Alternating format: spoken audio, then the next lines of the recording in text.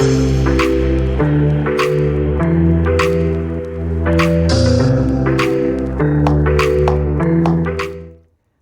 you're a real estate investor, you have probably gotten pitched the idea of investing in real estate syndications with your IRA and retirement account funds. But how is depreciation treated in a real estate syndication?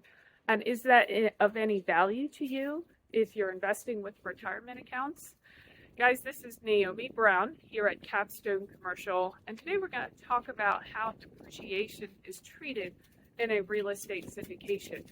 I'm out here in front of the site of the Chit Factory Hotel, which is a soon-to-be 80-room hotel project that is located in Columbia, Pennsylvania.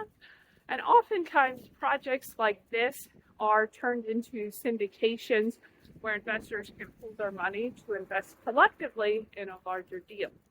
Now, retirement account assets can be a great way to get into the real estate game on projects like this, but that depreciation write-off, many investors may think that it's really going to be worthless to them if they're investing in retirement accounts.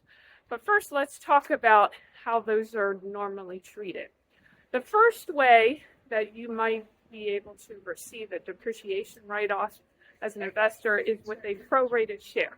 So this is basically what you would picture it to be, that if you put in 10% of the money for a syndication, you would receive 10% of that depreciation write-off in order to cancel out your active income.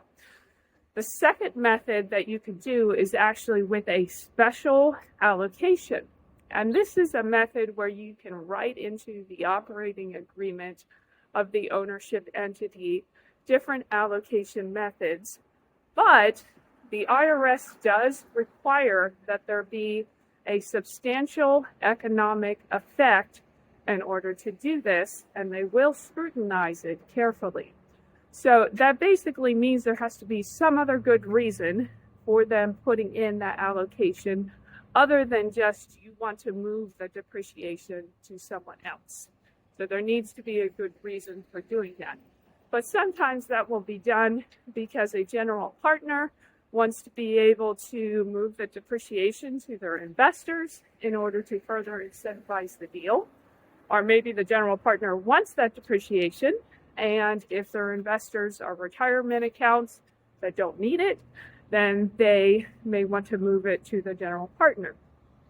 So if you are investing in a retirement account in a syndication, that depreciation write-off, you may think, would be worthless to you. However, if you're putting in IRA account money, that IRA money may be subject to taxes which are related to financing a property with debt, or if you're engaging in an active business like development or building homes or something like that.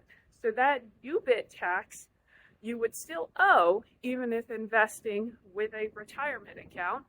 And in that case, that depreciation write-off would be very valuable to you as an investor because it's helping to counteract that tax that you're going to have to pay on that income anyway. So it's important to note, though, if you invest with a solo 401k, generally the solo 401k is going to be exempt from that UBIT tax. And in that case, that depreciation write-off really is not going to be much of a benefit to you to use. So hopefully this video brought some value to you as an investor. If so, please like, share, and subscribe. And if you're looking for real estate investments, please contact us. We're happy to help.